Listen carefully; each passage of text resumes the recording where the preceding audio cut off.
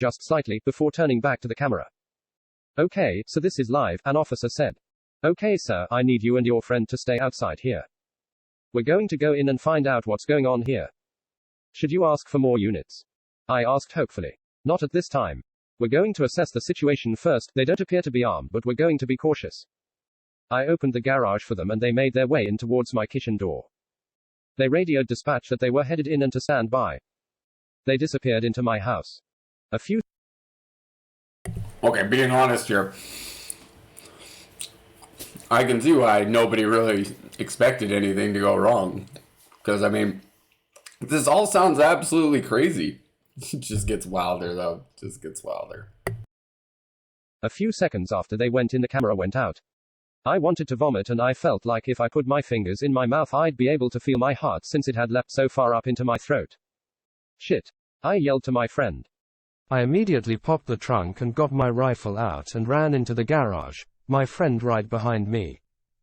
We got inside just in time to hear a low, guttural howl from upstairs, demonic sounding almost, along with raised voices from the police. There were several shots. Need backup, shots fire. He was cut off. Oh my god. My friend howled. He was scared shitless, but so was I. God fucking damn it, I knew it. I said, running up the stairs. My son's room is the first one you come to after getting upstairs, so his wall is also what you see as you walk up the stairs. As I reached the top I laid into the wall with my rifle. It has a 30-round magazine but I felt like I fired 100 shots. I fired all over the place knowing full well the ammo would go through the wall like it was paper, concentrating on where my son's bed would be but also near the door and towards the floor as well in case whatever these things were thought to duck. We heard shrieks of pain coming from the room, then nothing. My friend and I paused for a minute before deciding to go in because the camera was still out. We heard a whimpering coming from the room. There was a dead cop in the hallway we had to step over. It was awful and I'll never be able to unsee it. His head was several feet away from his body in the threshold to our guest room. We found the other cop in my son's room right inside the doorway. He had several large holes in his torso as if he'd been impaled. Exactly what I was afraid would happen had happened. I called the cops and whatever these things were killed them. When we entered the room we found the source of the whimpering was not my wife. She was laying on her back on the floor, holding her torso that was bullet-ridden and breathing heavy. The scene was awful. I can hardly put into words how awful it was. I know now, just like I did then, they weren't my family. It shouldn't have been hard, I should have been able to just go in and finish it, but instead I fell to my knees. Not my wife begged for her life. I don't want to die honey, she whimpered. I wanted to have more kids, I can't die now. I looked over at not my son, who had to be dead. He'd taken 2 shots at least to the head, or what was left of it. He had several more in his torso and 1 or 2 on his legs and arms. If you have kids, seeing their lifeless, bullet-ridden body is a special kind of hell. Again, I knew it wasn't my son. But it was. I was going to be sick. I'd killed my family. I turned back to not my wife, she was acting just like my wife. It even mimicked her anxiety about death that she has had in the past year or so. It's not her, man. I forgot my friend was even there. It's not her, shoot it. I know what you guys are thinking. How many times has this happened in the movies and you scream at your TV for the main character to just shoot the imposter because it's not their loved one? I guess movies get it right somehow. I'll never roll my eyes at the character who can't kill an imposter again. Please don't shoot me, it begged. My hands were shaking as I aimed at it. Why couldn't I do it? I knew, this wasn't my wife. Listen man, my friend began calmly. Look at it. Its blood is yellow. It's not your family. Was it yellow? It was. Seeing my family slain was so traumatic I hadn't even noticed their blood wasn't red. I steadied my aim and not my wife suddenly stopped begging. She began that guttural, terrifying shriek and something black or grey started to protrude from her mouth, like a tentacle or something, and I fired. At that range her head more or less exploded. Whatever these things were they appeared to be mortal. I was still on my knees and my friend was out in the hallway just outside the door. We heard the sounds of approaching police sirens. I'd forgotten one of the cops had gotten a shots fired call over the radio before being killed. It seemed like it had been hours, but it had only been about 5 minutes since the police had gone in. My friend went downstairs to let the police know what to expect. I stood up and slowly made my way into the hallway. I was lightheaded and felt like I was going to be sick. My bedroom is adjacent to my son's, so the doorway is about a foot to the right of my son's doorway. My door was closed, but as I exited my son's room my door opened. Not me walked out into the hallway, wearing exactly the same thing I was at that time. I was shocked in place. I couldn't move, but it did.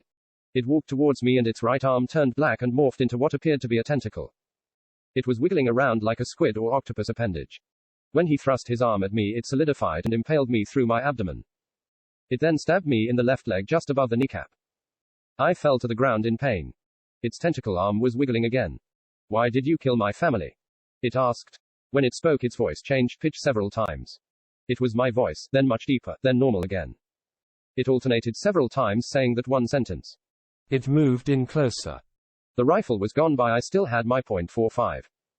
I pulled it out and got a shot off in its right knee. It howled. As Notme fell to his knee, I fired a couple more shots, getting 2 into its abdomen and left side of its ribs.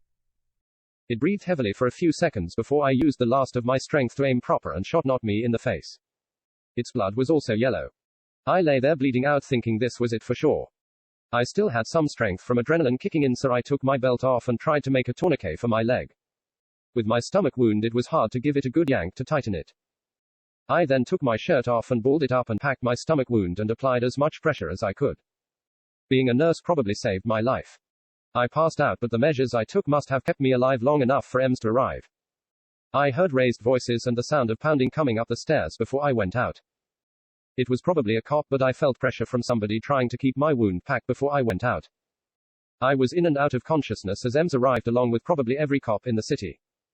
I was wheeled downstairs and put in an ambulance, but while I was being loaded onto the gurney upstairs, I heard cops freaking out, and rightfully so. They'd lost 2 brothers and there were 3 other bodies. Did he kill his brother? Are they twins? Probably referring to Notme's dead body. Or his whole family. Put him on armed guard while at the hospital. He'll probably be getting charged. As I was getting placed into the ambulance, I saw my friend talking to a group of about 10 cops, all listening very intently to what he was saying. I went out again in the ambulance. I woke up in the air. My wounds had been treated. The tentacle hadn't been more than a few inches wide, so it was just slightly larger than a large knife. They'd sewn me up and I found that I was currently receiving a blood transfusion due to blood loss at my home. My wife had authorized them to do whatever they had needed while I was unconscious. She was also extremely pissed that I went in the house. We're okay now, but that's a story for another day. I was in the hospital for 3 weeks since I ended up getting an infection and almost went septic. I needed quite a few antibiotics. For the entire 3 weeks I had cops in my room with questions. After about a week they released me and no longer had me under armed guard. I told them absolutely everything, not caring if it made sense or not, and thank God my friend had come with me since he was able to corroborate this weird story. Midway through my hospital stay, men with suits came to pay me a visit. They were government, I knew right away. They said they were FBI, but I don't know if I believe that. They wanted to talk about not my family. The police chief and the coroner were involved and it was very hush-hush. They made it clear this was not to get out to the public. This is where I have to apologize probably for an anticlimactic ending to this ordeal. I don't know what not me and my family were. Neither do they. The only thing we know is that they were sentient creatures that looked like us and had yellow blood. I begged the coroner to tell me about their autopsies, but he said he wasn't allowed to say. He must have felt bad for me, since I received a bouquet of flowers a couple days later. The card inside the envelope read, "We don't know what they are. They have the same organs we do, but in different parts of their body aside from their brain, but what's red and pink inside us is green and yellow inside them. They're humanoid creatures, but whatever they aren't human. The government thinks they may be extraterrestrial. Destroy this letter ASAP. We had our house professionally cleaned. It was almost surely a government team since they contacted us on behalf of the police. We could not find any Google reviews or website for the company online. My wife and I are not going to go back to our house. We would love to burn it down, but there's no way to do that and avoid suspicion of arson at this point. We'll end up taking a huge loss on the property since everyone in our neighborhood knows there was an incident involving multiple deaths in the house but don't know what actually happened. It'll be hard to sell, but eventually it will. We're going to move on from here. I told everyone at work it was a home invasion and they bought it. I'll go back to work in a couple weeks and we'll start looking for a new house. Again, I'm sorry. I know everyone wanted a concrete ending and to know exactly what the fuck those things were. But we just don't know. Aliens sounds good to me. I've been thinking if they were supernatural or actual demons, gunfire wouldn't have been able to kill them. It's just hard to say. If they were aliens, why did they just sit there and creep in our house for a week? They didn't even try to take over our lives. It's hard to wrap my head around. If it is aliens, keep your eyes peeled out there. There could be more of them. Now, this is, like I said, this is wild.